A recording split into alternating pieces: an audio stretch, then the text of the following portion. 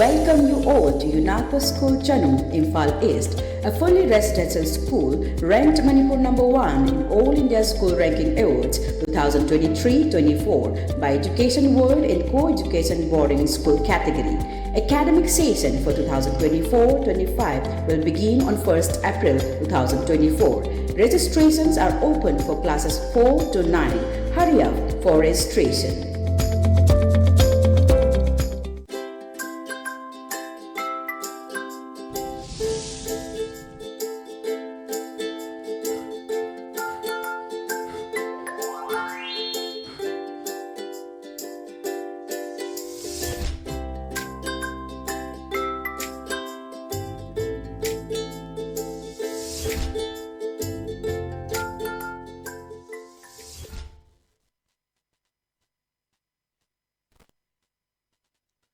Very good afternoon, ELITETV ki test of cartoon ki mahau meng tabiru so hamatara mochari muru nangasi Imphal phungwa pau se singki cartoon singda cartoonisina kari haining niba kari phonong niba kari wakal khalading niba habdu emiam da sandonga thamjage aham da lokhasage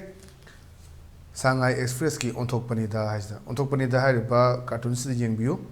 hariba photos yam phajaba khoi Republic Day ki gate amani ye ise adu uchek ani wari sana budune ayamana khoi Tamo ega BVS ki DBB Sharma ki sidi ayam bazum uchek wayada karida nature da karida ayam sai tharaga adum yekpa adum ya nung khangbi dune aro ngasi si Republic Day ne mechi dai da koi ayam mana ngasi si mi yam saruk jage de contingent good from mutang saruk yagre school college ki kari ke mayam su loin na mayang na rakta ba du amoram na ngasi si koi mayam na koi mairu lup tak na su koi amu firan thet piu hagat piu chingat piu de the piu je mago protest na tausi haidana Lautoki Busulare, Aduga, Tawai Mirel, and Sukari and Suhai, from Pundoki Balada. Message am interesting of being a CJ get on the Hagad. I am an idea koi Tankun Marie side, the Gidum, Matukun, the side, the Gidum, get Sab, Corpa departments, get Sab, Corpa, the get tableau, Sumasingam Handana Sare, the Irang Sina. At the Uchiaman Harakpani. A coinangang waiting a matam daddy, Gasigan the Misia, a toba kume, a mo me, and I have another Uchiaman the Kume. A Dubunga City Fazare, Pumtak Tae. Kari upai lay punamak matam na purakpa lila ni na yamna hong changes sama lae koi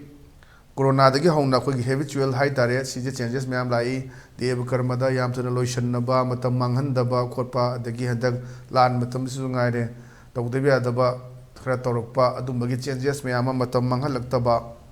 jo mayam su u phange aduna sisu apop khongtham ne chu para mani maruina Japan na koi America ne tom bom thada dana Pungtum number or Badun Matunda, Likalakanazi, Malem da Malem, Lemzian the Yautana, Adobe electronic lamda, #1 chain and labor sidum. With Tamzani Pungtum to Murabnia Kushu,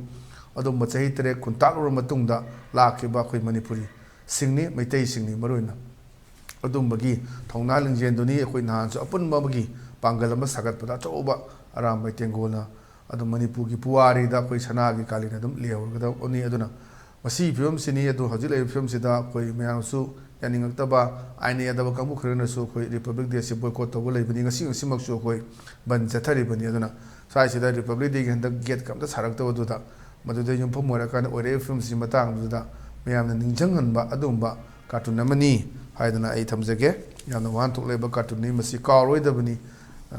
sai sai tara kun chamai matung su ngasi gere kochum le horadam ni aduna Aran Batabak to Wadikana or Achumachum Karatoba. Now I did a quote them the Aquazi, Facebook, Lady Ba, the YouTube, Lady Basia, Puyam or Domni, Lana Tobia, or Adam say good in Matam de Orkanda, Masin, take a togi,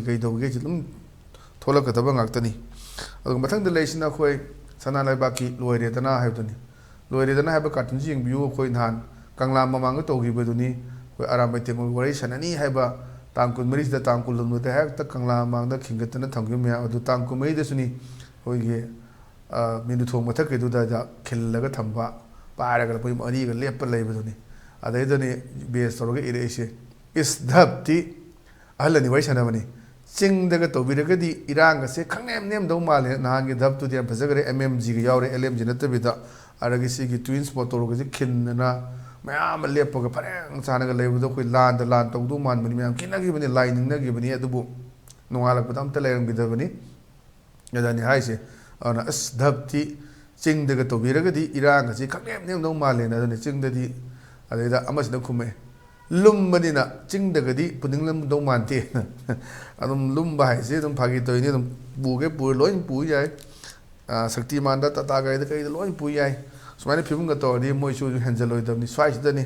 ꯇꯝꯄꯥꯛꯁꯤꯗꯅꯤ ꯀꯜꯂꯤ ꯃꯌꯥꯝꯁꯦꯅ ꯃꯌꯥꯝ ꯍꯥꯏꯅꯕꯗꯨꯅꯤ ꯑꯗꯨꯅ ꯅꯍꯥꯟꯒꯤꯗꯨꯗꯤ ꯄꯨꯔꯥ war like ꯁꯤꯆꯨꯋꯦꯁꯟꯅꯤ ꯈꯤꯟꯊꯗꯅ ꯀꯪꯂꯥ get ꯃꯃꯥꯡꯗ ꯇꯧꯗꯅ ꯑꯁꯣꯝ ꯅꯥꯀꯟꯗ ꯅꯣꯔꯊꯟ get ꯃꯃꯥꯡꯗ ꯈꯤꯟꯗꯅ ꯂꯩꯔꯤꯕ ꯃꯌꯥꯝꯗꯨꯅꯤ ꯑꯗꯩꯗ ꯌꯨꯝꯐꯝ ꯑꯣꯏꯔꯛꯑꯀꯥꯟꯗ ꯅꯍꯥꯟꯒꯤ ꯇꯧꯈꯤꯕ ꯁꯤꯟꯗꯣ ꯉꯁꯥꯏ ꯀꯥꯔꯇꯨꯅꯤꯁꯁꯤꯅ ꯄꯨꯁꯜꯂꯛꯑꯀꯥꯟꯗ ꯑꯗꯨꯝ ꯃꯌꯥꯝꯅ ꯃꯦꯁꯦꯖ ꯄꯤꯕ ꯀꯥꯔꯇꯨꯟꯅꯤꯅ ꯊꯝꯖꯒꯦ ꯃꯊꯪꯗ ꯂꯩꯁꯤꯅ ꯄꯣꯛꯅꯐꯝꯒꯤ ꯕꯥꯂꯣꯍꯦ ꯍꯥꯏꯗꯨꯅꯤ ꯕꯥꯂꯣꯍꯦꯁꯤꯗ ꯌꯦꯡꯕꯤꯌꯨ ꯃꯣꯏ ꯋꯥꯔꯤ ꯁꯥꯟꯅꯕꯅꯤ ꯑꯩꯈꯣꯏꯒꯤ ꯀꯩꯅꯣꯗ ꯂꯩꯕ ꯔꯤꯂꯤꯐ ꯀꯦꯝꯞꯇ ꯂꯩꯕ ꯑꯅꯤ ꯋꯥꯔꯤ ꯁꯥꯟꯅꯕꯅꯤ ꯀꯃꯥꯏꯅ ꯋꯥꯔꯤ ꯁꯥꯟꯅꯒꯦꯗ ꯀꯣꯚꯤꯗꯇꯗꯤ ꯆꯦꯡ ꯍꯋꯥꯏ ꯊꯥꯎ ꯑꯂꯨꯒ ꯌꯥꯝ ꯌꯦꯟꯈꯤꯕꯅꯤ ꯁꯔꯀꯥꯔꯁꯦ ꯑꯗꯣ ꯍꯧꯖꯤꯛꯇꯤ ꯌꯨꯝ ꯏꯪꯈꯣꯜ ꯂꯩꯇ꯭ꯔꯀꯥꯟꯁꯤꯗꯗꯤ ꯑꯃꯠꯇ ꯎꯈꯤꯗ꯭ꯔꯦꯅ ꯍꯣꯏ ꯔꯤꯂꯤꯐ ꯀꯦꯝꯞꯇ ꯇꯧꯔꯤꯕꯁꯤꯡꯁꯤ ꯑꯩꯈꯣꯏꯅ ꯃꯅꯨꯡꯗ ꯇꯧꯕ꯭ꯔꯥ ꯑꯗꯨꯗꯤ ꯈꯪꯗ꯭ꯔꯦ ꯑꯌꯥꯝꯕꯅ ꯑꯩꯈꯣꯏ ꯚꯂꯟꯇꯤꯌꯔ ꯃꯌꯥꯝ ꯇꯧꯕ ꯑꯗꯒꯤ NGO ꯑꯗꯨꯒ CSO ꯑꯗꯩ ꯃꯌꯥꯝ ꯃꯇꯦꯡ ꯄꯥꯡꯉꯛꯄ ꯑꯣꯏꯅ ꯇꯧꯋꯤ ꯑꯗꯨꯅ ꯀꯣꯚꯤꯗ ꯃꯇꯝꯗꯕꯨꯗꯤ ꯌꯦꯟꯗꯅ ꯈꯣꯠꯇꯅ ꯇꯧꯕꯅꯤ ꯑꯗꯨꯕꯨ ꯍꯟꯗꯛꯇꯤ ꯀꯌꯥ ꯇꯥꯗꯦ ꯑꯩꯈꯣꯏ ꯑꯗꯨꯕꯨ ꯀꯩ ꯍꯥꯏꯇꯥꯔꯦ ꯌꯦꯟꯕꯁꯤ ꯃꯣꯏꯒꯤ ꯊꯥ ꯅꯣꯡꯃꯒꯤ ꯆꯪꯗꯕ ꯌꯥꯗꯕ ꯄꯣꯠꯂꯝꯁꯤꯡ ꯄꯤꯕ ꯈꯣꯠꯄ ꯑꯁꯨꯛ ꯄꯤꯕ ꯀꯥꯏꯅ ꯑꯗꯨꯝ ꯂꯩꯕꯗꯤ ꯑꯗꯨꯕꯨ ꯃꯑꯣꯡ ꯊꯥꯏꯅꯒꯤ ꯀꯣꯚꯤꯗ ꯃꯇꯝꯗ ꯇꯧꯕ ꯑꯗꯨꯃꯥꯏꯅꯗꯤ ꯇꯧꯗꯕ ꯑꯗꯨꯒꯤ ꯐꯤꯕꯝꯗꯨꯗꯅꯤ ꯉꯁꯥꯏ ꯃꯅꯨꯡꯗ ꯂꯩꯔꯤꯕꯁꯤꯡꯗ ꯋꯥꯔ ꯉꯥꯡꯅꯔꯛꯄꯗꯨꯅꯤ ꯀꯣꯚꯤꯗꯇꯗꯤ ꯆꯦꯡ ꯍꯋꯥꯏ ꯊꯥꯎ ꯑꯂꯨꯒ ꯌꯥꯝ ꯌꯦꯟꯈꯤꯕꯅꯤ ꯁꯔꯀꯥꯔꯁꯦ ꯑꯗꯨꯕꯨ ꯍꯧꯖꯤꯛ ꯌꯨꯝ ꯏꯪꯈꯣꯜ ꯂꯣꯏꯅ ꯂꯩꯇ꯭ꯔꯀꯥꯟꯗ ꯃꯩ ꯆꯥꯛꯈꯤꯕ ꯃꯁꯥꯒꯤ ꯐꯤꯔꯣꯜ ꯈꯔꯗꯨ ꯈꯛꯇ ꯎꯔꯒ ꯆꯦꯜꯂꯛꯈꯤꯕꯅꯤ ꯄꯨꯟꯁꯤꯕꯨ ꯍꯤꯡꯅꯗꯤ ꯍꯥꯏꯗꯅ ꯆꯦꯜꯂꯛꯈꯤꯕ ꯉꯥꯛꯇꯅꯤ ꯑꯗꯨꯅ ꯀꯌꯥꯝ ꯀꯨꯏꯅ ꯊꯥ 9ꯁꯦ ꯂꯩꯁꯜꯂꯛꯄ ꯍꯥꯏꯁꯤ ꯀꯩꯅꯣ ꯏꯃꯨꯡꯒꯤ ꯅꯨꯡꯉꯥꯏꯕ ꯊꯕꯛ ꯁꯨꯔꯒ ꯍꯜꯂꯛꯄ ꯃꯌꯥꯝ ꯄꯨꯟꯕ ꯆꯥ ꯒꯤꯂꯥꯁ ꯑꯃ ꯊꯛꯃꯤꯟꯅꯕ ꯃꯗꯨꯒꯤ ꯅꯨꯡꯉꯥꯏꯕ ꯃꯍꯥꯎꯗꯣ ꯐꯪꯉꯛꯇ꯭ꯔꯕꯅꯤ ꯅꯣꯡꯉꯥꯜꯂꯒ ꯑꯗꯨꯝ ꯀꯨꯟꯕ ꯉꯁꯥꯏ ꯃꯃꯥꯡꯗ ꯊꯣꯛꯎꯕ ꯁꯨꯐꯝ ꯅꯣꯝꯐꯝ ꯂꯩꯔꯛꯇꯕ ꯌꯥꯝ ꯋꯥꯕ ꯁꯨꯒꯨꯝꯕ ꯐꯤꯕꯝꯗꯅꯤ ꯍꯧꯖꯤꯛ ꯂꯩꯔꯤꯁꯦ ꯑꯗꯨ ꯀꯔꯝꯕ ꯀꯥꯟꯗ ꯇꯪꯗꯨ ꯂꯩꯇꯥꯕ ꯄꯨꯔꯛꯀꯗꯒꯦ ꯍꯥꯏꯁꯤ ꯑꯩꯈꯣꯏꯁꯨ ꯍꯥꯏꯕ ꯉꯝꯗꯦ ꯀꯅꯥꯝꯇꯁꯨ ꯑꯦꯛꯁꯄꯦꯛ ꯇꯧꯗꯦ ꯄꯨꯔꯛꯀꯅꯤꯗꯤ ꯍꯥꯏ ꯀꯔꯝꯕ ꯂꯥꯛꯇꯣꯏꯅꯣ ꯈꯪꯕ ꯉꯝꯗꯦ ꯑꯗꯨꯅꯤ ꯑꯗꯨꯃꯥꯏꯅ ꯃꯦꯁꯦꯖ ꯄꯤꯕ ꯌꯥꯝ ꯐꯖꯕ ꯀꯥꯔꯇꯨꯟꯅꯦꯅ ꯊꯝꯖꯒꯦ ꯃꯊꯪꯗ ꯂꯩꯔꯤꯁꯤꯅ ꯑꯩꯈꯣꯏ ꯍꯨꯏꯌꯦꯟ ꯂꯟꯄꯥꯎꯒꯤ ꯑꯁ ꯂꯣꯏꯔꯦ ꯍꯥꯏꯕꯗꯨꯅꯤ ꯑꯗꯨꯅ ꯃꯌꯥꯝꯁꯦ ꯃꯌꯥꯝ ꯄꯕ꯭ꯂꯤꯛ ꯃꯤꯇꯤꯡ ꯑꯃꯗ ꯋꯥ ꯉꯥꯡꯕꯅꯤ ꯑꯗꯨꯗ ꯚꯣꯠ ꯂꯦꯞꯀꯗꯕ ꯅꯨꯄꯥꯅꯤ ꯃꯥꯅ ꯍꯥꯏꯕꯅꯤ ꯃꯌꯥꯝ ꯑꯩ ꯚꯣꯠ ꯃꯃꯥꯡꯗ ꯁꯦꯟ ꯌꯦꯜꯂꯔꯣꯏ ꯑꯅ ꯍꯥꯏꯔꯛꯄꯅꯤ ꯑꯗ ꯃꯈꯥꯗ ꯂꯩꯔꯤꯕ ꯄ꯭ꯔꯖꯥ ꯃꯌꯥꯝ ꯚꯥꯕꯣꯛꯁꯤꯡꯅ ꯍꯥꯏꯔꯛꯄꯅꯤ ꯁꯥꯔꯒꯤ ꯃꯇꯝ ꯂꯣꯏꯔꯦ ꯑꯗꯨꯗꯤꯅ ꯑꯗꯨꯅ ꯁꯦꯜꯁꯦ ꯄꯤꯗ꯭ꯔꯒꯗꯤ ꯃꯤꯁꯦ ꯚꯣꯠ ꯊꯥꯗꯗꯕ ꯌꯥꯝ ꯂꯣꯏꯅ ꯑꯌꯥꯝꯕꯅ 50%ꯗꯤ ꯑꯩꯈꯣꯏ ꯁꯦꯟꯁꯦ ꯂꯧꯋꯦ ꯀꯩꯗꯧꯗꯣꯏꯅꯣꯅ ꯑꯗꯨꯝ ꯑꯗꯨꯒ ꯍꯣꯏ ꯑꯁꯤꯡꯕ ꯈꯔꯁꯨ ꯌꯥꯎꯏ ꯄꯩꯁꯥꯁꯦ ꯐꯖꯅ ꯂꯧꯊꯣꯛꯑꯀꯥꯟꯗ ꯑꯗꯒꯤ ꯃꯥꯅ ꯊꯥꯗꯅꯤꯡꯕꯗꯣ ꯊꯥꯗꯕ ꯑꯗꯨ ꯀꯅꯥꯒꯨꯝꯕ ꯈꯔꯅ ꯑꯦꯔꯥ ꯄꯥꯞ ꯇꯧꯍꯣꯏꯗꯦꯗ ꯑꯩꯅ ꯄꯩꯁꯥꯁꯨ ꯂꯧꯁꯜꯂꯨꯔꯦ ꯑꯗꯨꯝ ꯊꯥꯗꯒꯦꯅ ꯉꯁꯥꯏꯒꯤ ꯑꯐꯕ ꯃꯤꯔꯦꯞꯁꯦ ꯀꯅꯥꯅꯣ ꯀꯅꯥꯕꯨ ꯈꯟꯒꯗꯒꯦ ꯍꯌꯦꯡꯋꯥꯏ ꯇꯨꯡꯗ ꯀꯔꯤ ꯇꯧꯔꯛꯀꯗꯒꯦ ꯍꯥꯏꯕꯁꯤ ꯃꯌꯥꯝ ꯈꯟꯅꯗꯕ ꯄꯩꯁꯥꯒꯤ ꯃꯌꯥꯏꯗꯨꯅ ꯆꯍꯤ 5ꯗ ꯂꯨꯄꯥ 5,000 ꯂꯩꯈꯤꯕ ꯑꯌꯥꯝꯕꯗꯤ ꯄꯨꯔꯥ ꯅꯣꯖꯣ ꯇꯧꯔꯒ ꯈꯨꯔꯨꯝꯕ ꯂꯥꯛꯇꯣꯏꯅꯤ ꯀꯥꯈ꯭ꯔ ꯃꯇꯨꯡꯗꯗꯤ ꯎꯅꯒꯦ ꯐꯪꯉꯣꯏꯗꯣꯏꯅꯤ ꯃꯌꯥꯝꯁꯤꯁꯨ ꯐꯦꯛꯅꯤ ꯑꯗꯨꯅ ꯁꯨꯝꯕ ꯌꯥꯝꯅ ꯐꯕ ꯂꯤꯗꯔ ꯑꯃ ꯈꯟꯕ ꯍꯥꯏꯁꯦ ꯀꯃꯥꯏꯅ ꯈꯟꯒꯗꯒꯦ ꯑꯁꯤ ꯑꯩꯈꯣꯏ ꯃꯨꯟꯅ ꯈꯟꯕ ꯃꯊꯧ ꯇꯥꯏ ꯑꯗꯨꯒꯤ ꯄꯣꯠꯇꯨꯗꯤ ꯉꯔꯥꯡ ꯅꯦꯁꯅꯦꯜ ꯚꯣꯇꯔꯁ ꯗꯦꯒ ꯇꯧꯔꯤꯕ ꯃꯌꯥꯝꯁꯤꯡꯁꯦ ꯑꯗꯨꯅ ꯆꯍꯤ 53 ꯁꯨꯔꯕ ꯅꯍꯥꯁꯤꯡ ꯑꯩꯈꯣꯏꯒꯤ ꯈꯨꯠꯇ ꯂꯩ ꯀꯅꯥꯕꯨ ꯑꯐꯕ ꯃꯤꯔꯦꯞ ꯑꯃ ꯑꯩꯈꯣꯏꯅ ꯈꯟꯒꯗꯒꯦ ꯀꯃꯥꯏꯅ ꯑꯩꯈꯣꯏ ꯂꯤꯗꯔ ꯊꯥꯒꯗꯒꯦ ꯑꯩꯈꯣꯏꯒꯤ ꯏꯁꯨꯁꯤꯡ ꯄꯥꯔꯂꯥꯃꯦꯟꯗ ꯀꯃꯥꯏꯅ ꯄꯨꯔꯛꯀꯗꯒꯦ ꯂꯣꯜꯂꯤ ꯈꯪꯕ ꯗꯔꯀꯥꯔ ꯑꯣꯏ ꯑꯗꯒꯤ ꯍꯩꯁꯤꯡꯕ ꯗꯔꯀꯥꯔ ꯑꯣꯏ ꯂꯣꯜꯂꯤ ꯈꯪꯗ꯭ꯔꯒꯗꯤ ꯑꯗꯨꯝ ꯎꯏꯔꯒ ꯂꯥꯛꯄꯗꯨꯗꯤ ꯀꯥꯟꯅꯔꯣꯏ ꯄꯥꯔꯂꯥꯃꯦꯟ ꯆꯪꯉꯒ ꯅꯣꯐꯦꯠ ꯇꯧꯔꯒ ꯃꯌꯥꯝꯅ ꯍꯥꯏꯅꯕꯗꯣ ꯑꯦꯠꯂꯤꯁ ꯌꯥꯝꯗ꯭ꯔꯕꯗ ꯍꯤꯟꯗꯤ ꯑꯗꯨꯒ ꯏꯪꯂꯤꯁ ꯈꯔ ꯈꯪꯕ ꯃꯊꯧ ꯇꯥꯏ ꯍꯤꯟꯗꯤ ꯉꯥꯡꯕꯗ ꯑꯩꯈꯣꯏ ꯃꯌꯥꯝꯅ ꯍꯥꯏꯅꯕꯗꯣ ꯔꯣꯇꯤꯒꯤ ꯎꯄꯔ ꯁब्ꯖꯤ ꯕꯩꯊꯣꯅ ꯍꯥꯏꯕ ꯑꯗꯨꯒꯤ ꯐꯤꯕꯝ ꯑꯗꯨꯒ ꯃꯌꯥꯝ ꯏꯪꯂꯤꯁꯇ ꯉꯥꯡꯉꯁꯨ ꯍꯥꯏꯐꯦꯠꯇꯤ ꯑꯗꯨꯝ ꯈꯪꯕ ꯑꯗꯨꯅꯗꯤ ꯑꯃꯨꯛ ꯄꯥꯔꯂꯥꯃꯦꯟꯗ ꯉꯥꯡ ꯌꯥꯔꯣꯏꯗꯣꯏꯅꯤ ꯃꯗꯨ ꯉꯥꯡꯗꯦ ꯍꯥꯏꯕ ꯅꯠꯇꯦ ꯈꯪꯕ ꯑꯃ ꯆꯪꯉꯤ ꯍꯤꯟꯗꯤ ꯂꯣꯟ ꯏꯪꯂꯤꯁ ꯂꯣꯟ ꯑꯗꯒꯤ ꯑꯩꯈꯣই ꯏꯪꯂꯤꯁꯇ ꯍꯥꯏꯅꯩꯗꯨꯅꯤ your secret my secret fair connection ꯑꯗꯨꯝ ꯑꯗꯨꯝ ꯃꯩꯈꯦꯠ ꯑꯗꯨꯝ ꯄꯤꯔꯛꯑꯦ ꯑꯗꯣ ꯃꯌꯥꯝ ꯑꯗꯨꯝ ꯍꯥꯏꯅꯕ ꯑꯗꯨꯝ ꯐꯥꯒꯤ ꯑꯣꯏꯅ ꯇꯧꯅꯕ ꯂꯩꯕꯅꯤ ꯁꯤꯒꯨꯝꯕ ꯍꯧꯖꯤꯛꯀꯤꯁꯤ ꯇꯧꯏ ꯍꯥꯏꯕ ꯅꯠꯇꯦ ꯇꯧꯗꯅꯕ ꯐꯖꯅ ꯏꯁꯨꯁꯤꯡꯗ ꯉꯥꯡꯕ ꯃꯅꯤꯄꯨꯔꯒꯤ ꯗꯦꯃꯣꯒ꯭ꯔꯥꯐꯤ ꯐꯖꯅ ꯈꯪꯕ ꯃꯊꯧ ꯇꯥꯏ ꯃꯅꯤꯄꯨꯔꯒꯤ ꯍꯤꯁꯇ꯭ꯔꯤ ꯈꯪꯕ ꯃꯊꯧ ꯇꯥꯏ ꯑꯗꯨꯅ ꯁ꯭ꯋꯥꯏꯁꯤꯗ ꯊꯤꯀꯥꯗꯥꯔꯗꯒꯤ ꯑꯣꯏꯔꯛꯑꯒ ꯑꯗꯒꯤ ꯀꯩꯅꯣꯗꯒꯤ ꯑꯣꯏꯔꯛꯑꯒ ꯃꯗꯨꯅꯗꯤ ꯌꯥꯔꯣꯏ ꯏꯁꯨ ꯃꯌꯥꯝ ꯑꯃ ꯁꯤꯗ ꯑꯦꯄ꯭ꯂꯤꯀꯦꯁꯟ ꯑꯃ ꯀꯃꯥꯏꯅ ꯏꯒꯅꯤ ꯈꯣꯠꯀꯅꯤ ꯍꯥꯏꯕꯁꯤꯡ ꯐꯖꯅ ꯈꯪꯕ ꯑꯗꯒꯤ ꯑꯦꯁꯦꯝꯕ꯭ꯂꯤꯒꯤ ꯄ꯭ꯔꯣꯁꯤꯗ꯭ꯌꯨꯔ ꯀꯃꯥꯏꯅ ꯇꯧꯅꯤ ꯍꯥꯏꯕ ꯃꯌꯥꯝ ꯑꯃ ꯍꯧꯖꯤꯛꯐꯥꯎꯗ ꯁꯣꯐꯥ ꯃꯌꯥꯝ ꯌꯦꯡꯕꯤꯌꯨ ꯍꯧꯖꯤꯛꯐꯥꯎꯗ ꯑꯦꯁꯦꯝꯕ꯭ꯂꯤꯗ ꯋꯥ ꯉꯥꯡꯗ꯭ꯔꯤꯕ MLA ꯌꯥꯎꯔꯤꯅꯤ ꯋꯥꯍꯩ ꯑꯃꯕꯨ ꯍꯥꯏꯗ꯭ꯔꯤꯕ ꯁꯤꯡꯒꯜ ꯀꯣꯏꯁꯟ ꯑꯃꯕꯨ ꯍꯪꯗ꯭ꯔꯤꯕ ꯌꯥꯎꯔꯤꯕꯅꯤ ꯔꯨꯂꯤꯡꯗ ꯑꯣꯔ ꯃꯌꯥꯝ ꯑꯃ ꯑꯗꯨꯝ ꯈꯪꯕꯤꯔꯝꯒꯅꯤ ꯑꯗꯨꯅ ꯈ꯭ꯋꯥꯏꯅ ꯈꯪꯕꯗꯨꯅꯤ ꯃꯊꯧ ꯇꯥꯏꯁꯦ ꯑꯗꯨꯅ ꯃꯊꯪꯗꯩꯗꯤ ꯄꯩꯁా ꯌꯦꯜꯂꯔꯣꯏ ꯍꯥꯏ ꯀꯥꯟꯗ ꯁꯥꯔꯒꯤ ꯃꯇꯝ ꯂꯣꯏꯔꯦ ꯍꯥꯏꯁꯤꯅꯦꯕ ꯁꯨꯝꯕ ꯃꯌꯥꯝꯁꯨ ꯂꯩ ꯑꯗꯨ ꯇꯧꯒꯅꯨ ꯍꯥꯏꯅ ꯄꯤꯕ ꯃꯦꯁꯦꯖꯅꯤ ꯍꯥꯏꯅ ꯑꯩꯒꯤ ꯁꯥꯏꯠꯇꯒꯤ ꯊꯝꯖꯒꯦ ꯃꯊꯪꯗ ꯂꯩꯔꯤꯁꯤꯅ ꯑꯩꯈꯣꯏ Naro Todamgi, Hawado, Lerangdo, Haduni. Hawado Lerangdo, young Halani was Sarivari Saramane, Alka Haga Tada Shell and Nungabi Yate, Yamdredina. Shell Kazitang pipes Yadreti, Yam the materials, wall, lazy, Tomba, Dakar Lerakpa, mobile Fazaba pining pa, dress Fazaba shinning pa, branded Gifurekunga shinning pa, Fazaba building lane pa, Fazaba car toning, Basum Mayam Sedu, Wakal Likan but lighting dingam the Basubum no mums later. Adu Uchek Masaki, Uchek Masaki, Machobuna, so Kaduga, the Maduna Tabidum, Tobome Amasu Aduga, expectation Wang Budagi, Ning Bakaiba, Mayamsu out of Nati, Masia Kanma Matota, Adani, who is Shell the Paria, Reno Cielo, Muyam Brady, Nuaiti and Harris, Hansina, so Artillery Pony, Silasium, Taka, Weba, Shell at the Wungam Belay, and was Shell at the Wungam the Belay, Mayam Senator. Actor Nungsiba guys is Shell like a Sulaya Ponte. Tamoy gave Marie guys Shell like a Sulan Crore Sangasu, Labong Modonia. Tamoy gave Maricini, Am Satina Maru or Shaduna. Side Shell Napangaya on the day on a Shell Nanungabia de Yam the Diga Harris, so to me, I was shelling after the Kudimato, Yanisula Ponte. I have from times again. But on the Lation Akoi, Manipur Newski, Dasani, habitually. Dasani is the Kai Hageda. I was a Nakani, Mayamang the Lawni, press conference in a low which you are at Mayamang the Gomini. I was a Nakani, Aduda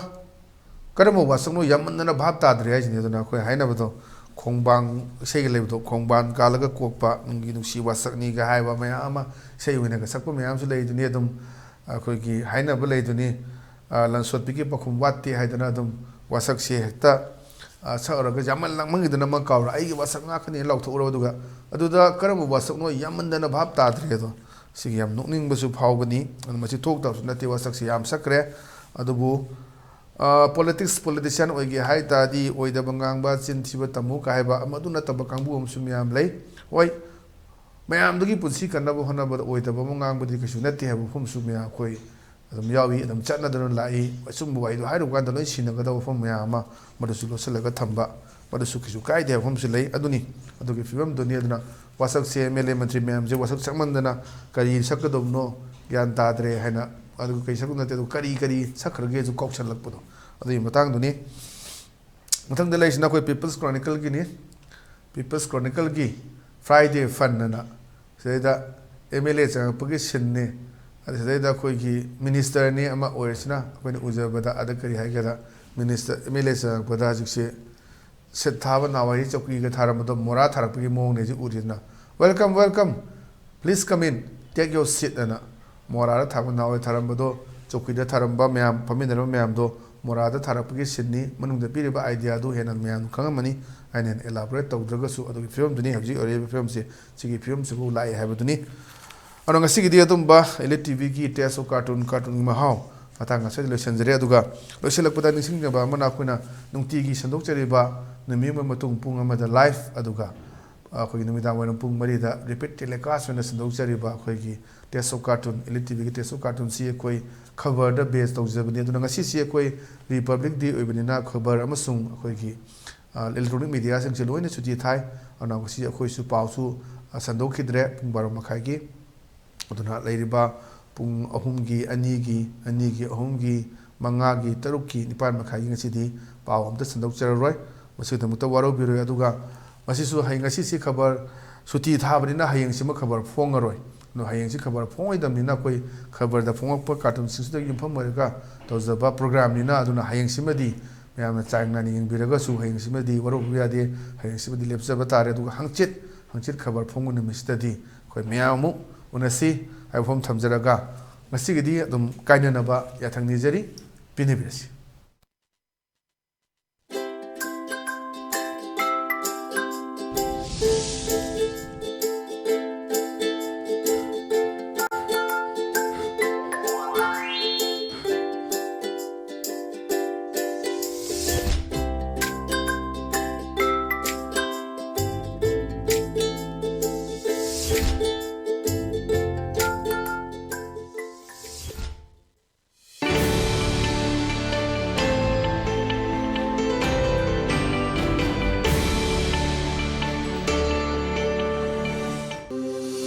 Welcome you all to UNAPO School Chanum, Imphal East, a fully residential school, ranked Manipur number 1 in All India School Ranking Awards 2023-24 by Education World in Co-Education Boarding School category. Academic session for 2024-25 will begin on 1st April 2024. Registrations are open for classes 4 to 9. Hurry up for registration.